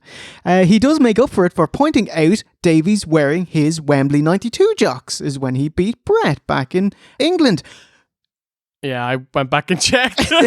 He's fucking not. Not even close. No, really. they're nothing alike. They're nothing alike at all. Splicey. He's wearing the exact same tights that he wore that night in Wembley Stadium when he defeated the Hitman.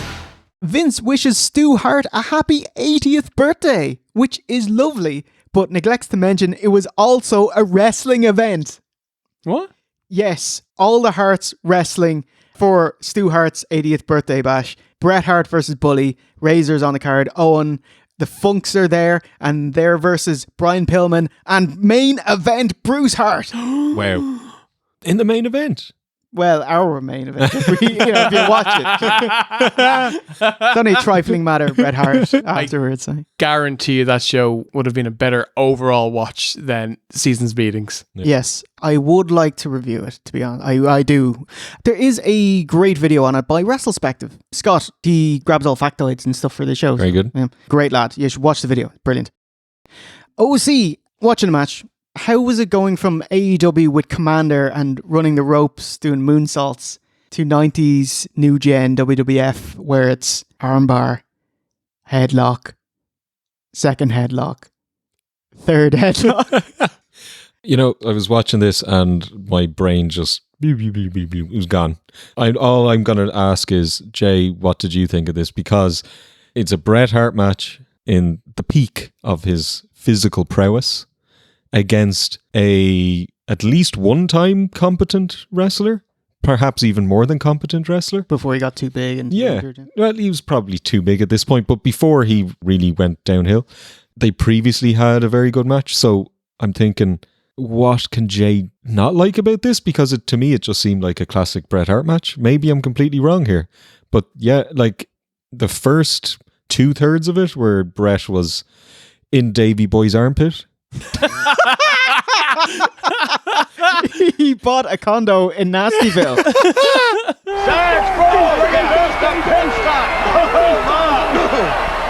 And then he bladed, and I picked up somewhat from there. But my God, was it boring. Let's go through it and, keep that in your mind's eye. On the near side, and yes! 1, 2. Pinfall, 1, 2. That was a fast count by the ref. Lads, no hot dogging. And Bret slides into Davies' 5-hole to surprise him. Oh shit, that's Earl. I was like, man, this is weird watching a Bret Hart match with Earl as a ref. They used to be great mates before Montreal. Much like at Wembley, we cut the shots of Bret's sister looking on. It makes no storyline sense now because she's aligned with heel Davey.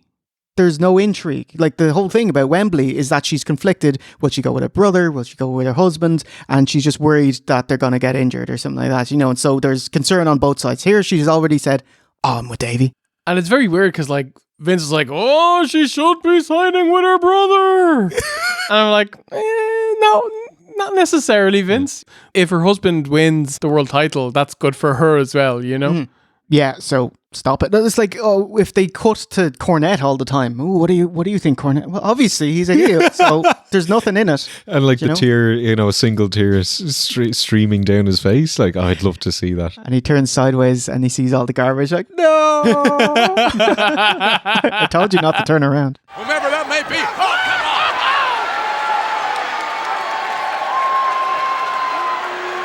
Get out of my face! I didn't do nothing. Bully power slam, but Bret holds on with an armbar. I did like that a lot. I loved that. Great showcase of strength versus technician.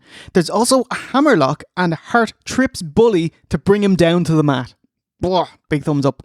And then ECW, I'm a fucking goon. This is the quintessential smart Mark, right? Who thinks he's getting one over on WWF by having a Hulk rules sign, okay? And he's like, Hulk isn't with him anymore and I have the sign, But he's just getting one over on himself because he's meant to be the big, smart, hardcore ECW fan and he's just out of himself as a big Hulk mark. on on pay-per-view. Global, potentially global pay-per-view. Just FYI, when WWF were in Philly or the New York area, they would confiscate ECW signs, but it had the opposite effects, that they just chant ECW more, so they just stopped doing it. I think they did confiscate one ECW sign on this pay-per-view. Bret, with his signature turnbuckle chest bump, still incredible looking. Instead of going spot to spot, we're going rest hold to rest hold. Are they rest holds? Yeah. But they're never resting because they're always working. Like, you know, like but they're also resting. Yeah. Like resting, like working as in they're always trying to grab an arm or twist and turn. The effort. Jostling per position. Jostling. Yeah. Like just that kind of MMA pommeling, I think it's called, you know, with the wrestlers where they're fighting for, you know, like handholds and leverage and things like that. So they walk backstage and they say to Vince, see, we were working out there. Fuck off. For the arse off me. Can you imagine that? The Bulldog was Bulldog 1 to it. Running Bulldog to the Bulldog. Does that hurt twice as much or half? Beautiful pile driver by Bret. And then Lawler exclaims, he learned that from me. But when Bret punches, he remains silent. Yes.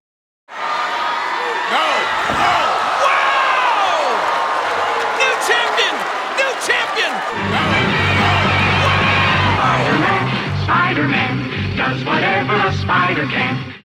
Bret's rope signature elbow drop. And I love the kayfabe. When they go dip out to the outside, I love the kayfabe. Bully just kind of peeks his head into the ring to break the ref's 10 count. Yeah. Back out. Lovely. Bret. Oh my God.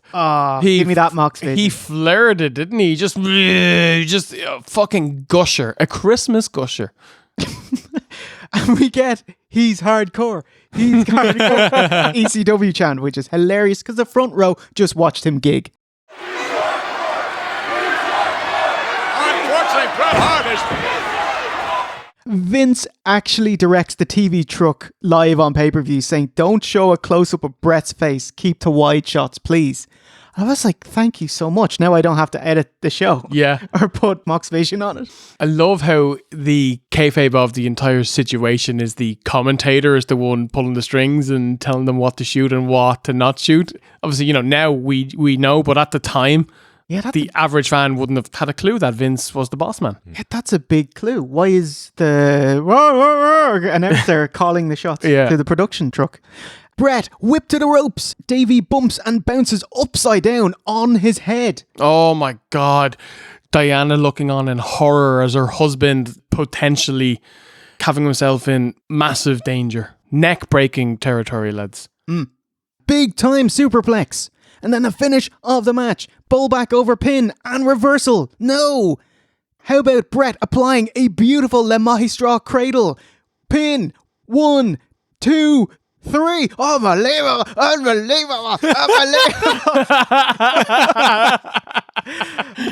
As not quite Hulk Hogan, but like Randy Hogan celebrates in the crowd. Unbelievable! McMahon, naive, beyond belief. What he was seeing right inside the ring. It's unbelievable! Unbelievable! Unbelievable! Unbelievable! Unbelievable! Unbelievable! Unbelievable! Unbelievable! Unbelievable! Unbelievable! Unbelievable! Unbelievable! Unbelievable!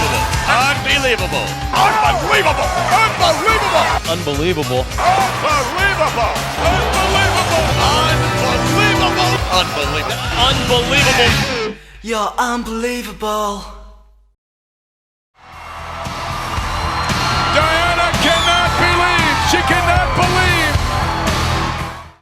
What'd you think? Not for me, sir. But this match isn't about me. This is about you and what you think. Because at best, it was a bog standard Bret Hart match. You know, at worst, it was boring. Steve, as he's saying this, has little tiny flags with Commander's face on it. So, do you know those F1, your checker flags? Is that what Commander's face on it? Yeah, after he blade, which at Wembley, did Bret Hart need to blade? No. Oh, right, in 2023. Is he just like getting some peri-peri chicken? In 1992 at Wembley, did Bret Hart need to blade? No. In 1995 in Pennsylvania, did Bret Hart need to blade? Yes, he fucking did. And the reason is because he had nothing. They had no ideas. They had nowhere to go. They were like, what do we do? Oh man, this is what we've laid out. Fuck it, I'll bleed and we'll take it from there. Steve, can I shock you? Please. Fucking hated this match. Wow. I thought, like, I love Bret Hart. He's like literally my favorite wrestler to watch. And he's just, what is this lad? He's just, he worked magic at Wembley 92, but like he did nothing with Bulldog. And in his book, he's like, oh, it's intentionally, the first 2/3 of this match was going to be boring. Well, I'll blade and I'll get him. Do you know? But when the bladed, do you know, still fizzled. Do you know, there wasn't much meat on the bone here, and I didn't think the story was that interesting. And like, oh great, you got one over on Vince because you convinced him that it wasn't a gig, and haha, I got past your stupid rules, boss man. I don't care. He was caught on camera gigging. Shut up, Bret. You were literally on camera going, bleh. Like, this match needed blood. It had blood, but it didn't really do anything for me. And so sadly, I thought this was awful. It was better than the match with Diesel and Bulldog, but that was one of the worst matches, one of the worst main events ever. So, you know, sad. I'm really sad about that. And if you love the match, good for you. I hope you love it, but I love this match. You fucking Mark.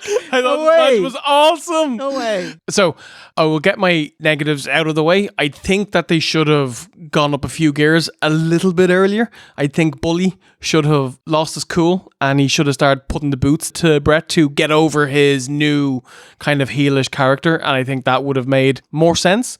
But I still thought that it was two fantastic wrestlers. You know me, lads. I love Regal. I love Finlay. I love mat-based wrestling. I love holds and reversals and nifty ways of getting in and out of holds. So I thought the first 10 minutes of this match were awesome.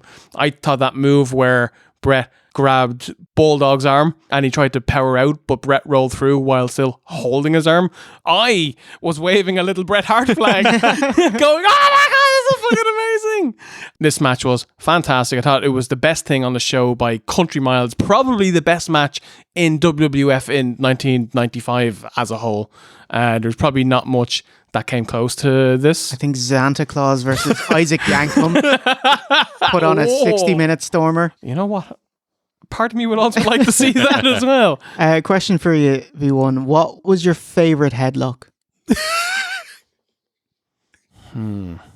I was more into the arm bars than I was the headlock. Honestly, which one? It would probably have been the first headlock. So it was one that Bulldog had on Bret. Is that the 2.5 minute headlock or the 3.5 minute headlock? I think it was the 2.5 minute headlock. It was where Bret tried to push him off against the ropes and he was trying to get off, but then Bully grabbed his hair where the ref couldn't see it and he kind of pulled him back to the ground and then he let go of the hair and he, you know, you could see him like, yeah, I got one over on you, Bret. Davey was obviously not as good as he was in 1992, but I still think he was an excellent wrestler. I think Bret is a master craftsman. I thought he's a genius at putting together long form, compelling storyline matches. It built, it ended at the right time, it made sense, and I think it paid everything off. I thought it was great. Oh, Jay, I can't believe. No one is shocked and saddened more than I that I didn't enjoy Bret Hart match because I was looking forward. It was like, this will save the pay-per-view. Yeah, it was just a lot. Like, Davey doesn't have stuff. He'll have 3 moves and then let's whoa. Whew. Just be on the headline. Like, devastated. I was personally devastated. Congratulations, Bret the Hitman Hart.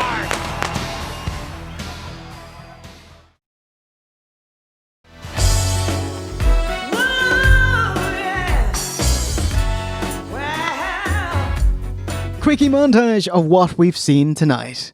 And then it ends. And I was like, hi, whoa, this is the Christmas show. Where's the Christmas pageantry? Where's Santa Claus with the teeny check that Bret stuffs in his pockets? Where's Mike Taylor of the Rover Dealer Network? 0% finance on selected models this year. You got a reference in there, Jay. Well done. Yeah, it just kind of ends. Oh, actually, it doesn't, because Big D interrupts Taker's promo in the post-match. It was great because Taker had nothing. He was like, I just saying words until you walk into view, please. Why aren't you coming now? Oh, come on, let's go.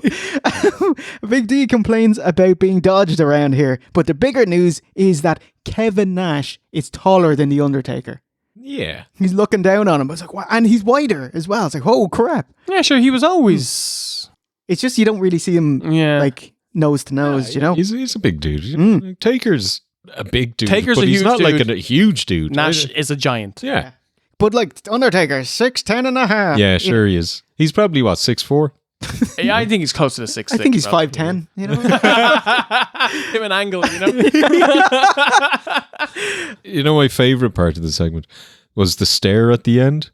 I don't know how they do it. It's like I needed to hide behind the couch. I couldn't handle it. You know, you're the master of kayfabe, Steve, right? So we're going to play a little game here. So you're Paul Bearer. Okay. Yeah. Jay is DCSL. Oh, yeah. And I'm Taker, and we're going to do their stare. Oh, man. Yeah, we're going to try. Okay. And we can't try and make each other laugh, pull a funny face. Right, we have to do the stare and not laugh. They were staring at each other for a good 30 seconds. Okay. Right. It's not... Okay. not going to happen. You got to do it, man. You got to do it. Okay. Oh, Undertaker. I'm the Undertaker. He got promos on himself. I'm the Undertaker. I can't do it. Come on. Getting dodged around here. And then we have to do the square. Lot of men in front of me. Can't you see? They are amazing. They are amazing. No, yeah. Look at this. Yeah. We couldn't last 1 second, and they do 30. Yeah. Well done.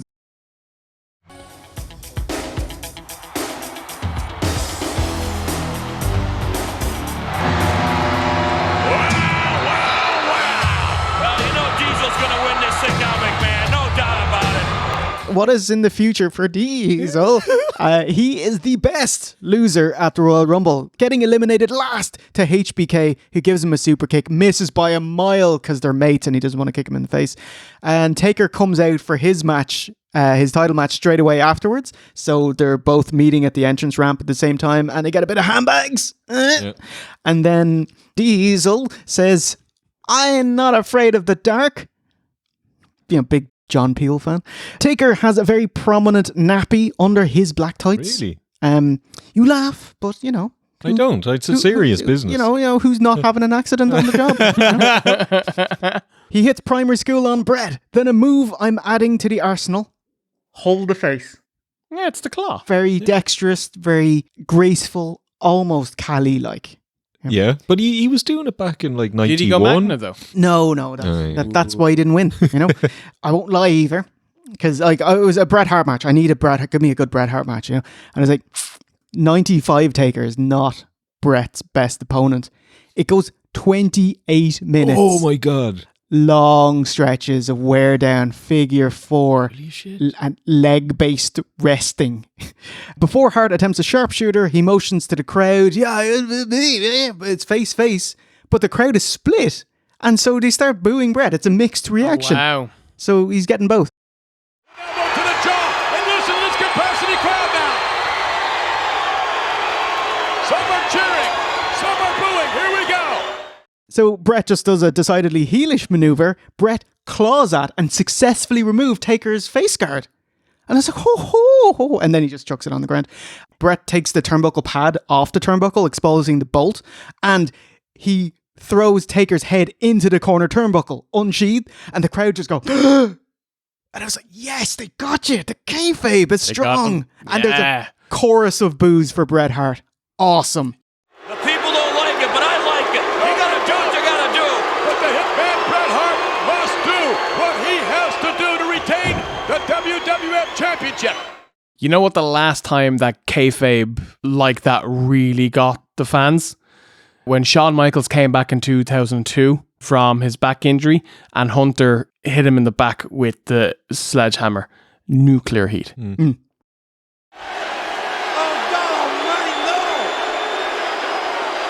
Because everyone was like, oh my God, he's just re-injured him and his back is gone again. It was amazing. Taker hits the tombstone. Yes! Bret, he's out. You're toast, mate. But Wakawanashi. Diesel pulls Taker off and ding, ding, ding. Bullshit finish. And I was like, P.U. Bret. This is insane. What is happening? 2 duds in Bret's pay-per-view main events back to back. And make it 3 with WrestleMania 12. Oh, he got it there. Got it. At least he recouped. But obviously, it's still Bret. 9.5 out of 10. Okay, so let's take it to the aftermath. Hope you enjoyed that quickie Brucie bonus on the Royal Rumble 96 main event. Nonetheless, Bret Hart still remains the World Wrestling Federation champion.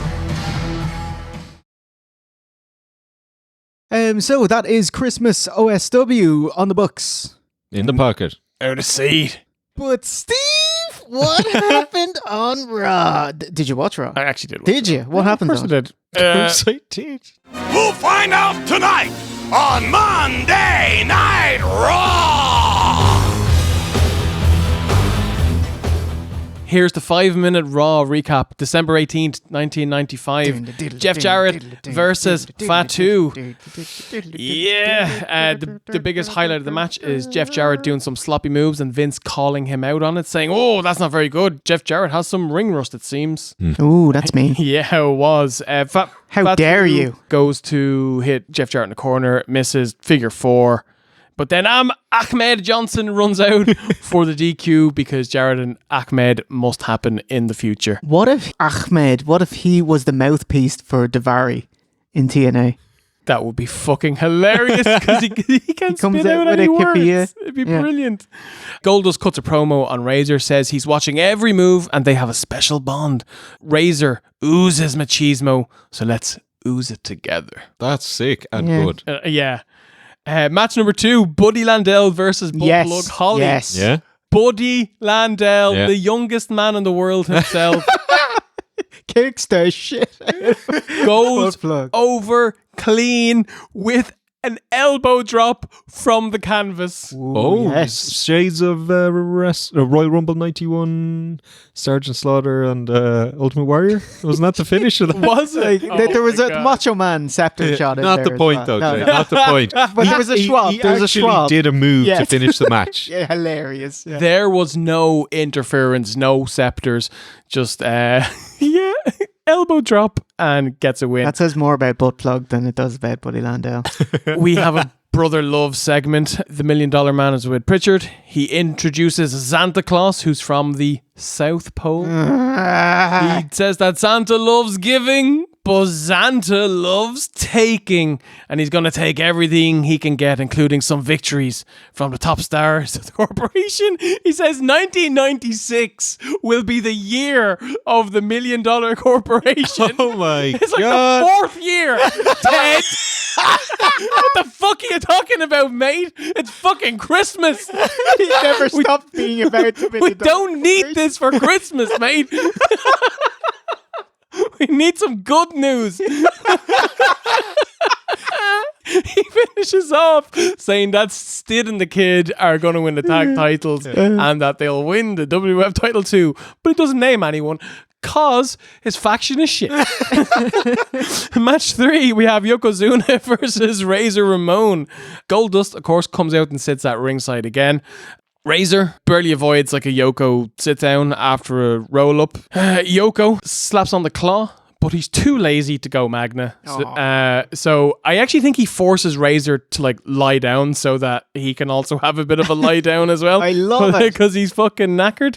Big timber spot from Razor. Then hits a couple of like punches and clotheslines. Then he finally gets Yoko off his feet.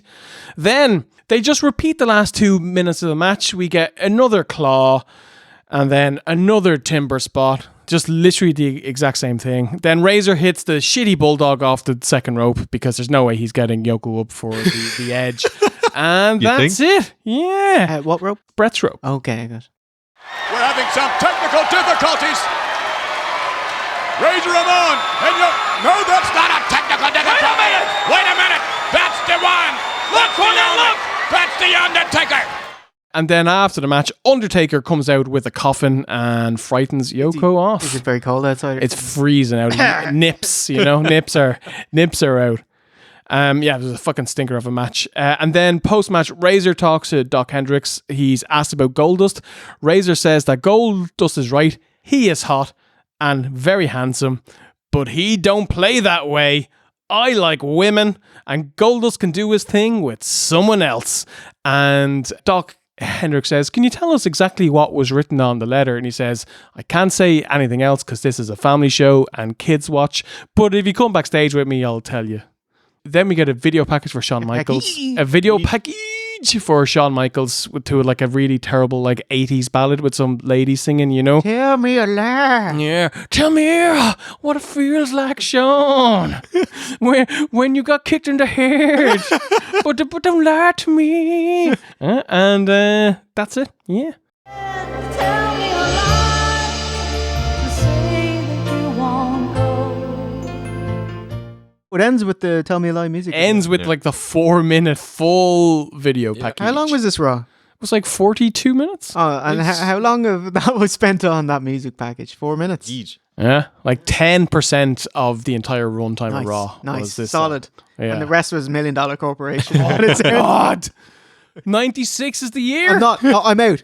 We're done. We got in. We gave you. We opened the door. We're closing it. Yeah. I'll see you in 10 years. Like. However, just before it's closed, I'll slip in a little bit of cardboard just to keep it so that it can be opened again. For host choice, is that what you're getting God. at here? Oh, God. Who knows? Jesus. You never know what's going to come out. Okay. This is one of the most appalling things I think we've ever had here in the World Wrestling Federation. It's not time to make a change. Just relax, take it easy. You're still young, that's your fault. There's so much you have to know. Find your girl, settle down. Settle down.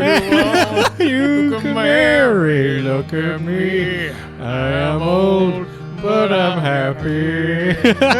Jay didn't even write those lyrics. Just have you know, I was singing the Cat Stevens version. Stevens version, yeah. Very good. Snob. So we've come to the end of our brace of 1995 reviews and In Your House 5 Seasons Beatings. V1, how did you like that one, mate? I had fun watching the show. It wasn't very good. The main event was fun. But I had great crack shooting the shit with you. It's Christmas. Yeah, it's Christmas time, you know? Is it better, like, you know, so this or roasting marshmallows with the family at home? They don't watch wrestling, so, you know. Fuck them. They don't care about that Mo. review would be, you know, lacking. Anyway, thank you so much for spending, all of your waking life really, watching Impact. Watching Raws. A fate worse than death. Oh, thank you. No, you've been doing an amazing whopper job this year. Absolutely smashing, especially with the splicey, crazy high production value. And OSC, thank you for being OSC. Yep, that's what I'm here for. Although you do not have a catchphrase. No, and it's been a solid year. I'm glad we did all the shows, and especially glad. You think I'm going to say something mean? No. I'm glad we did All In, and it's done, and it's in the past. It's behind us. And All Out? Oh yeah, that was fine, but like I'm talking about the unpleasantness of the travel, being at Wembley. Yeah, but I'm glad it's the first time we travelled in 6 years. Yeah. Anyway, so if you wanted to slip us a couple of bucks, we can get some mince pies and other treats of the Christmas variety. You can slip us a couple of bucks at nuggeru.oswreview.com. And if you want to watch over 120 OSW episodes, you can watch them all on YouTube at youtube.com/OSW Review HD. Yes, actually, people are on YouTube watching this. So, just go to YouTube and type OSW, or just click on the macho head. Click on the bell. Like, subscribe, like the bell, hype, like, fire, hot take, lean in, cook, let them cook. And do we miss any? No, I think that's it. So it's a goodbye from V1. Take a boo. OSE. They do. And myself, the 2.5-time Golden Nogger Award winner. We're out of the new gen. So long, get out. God, bye. And remember, a winner is you.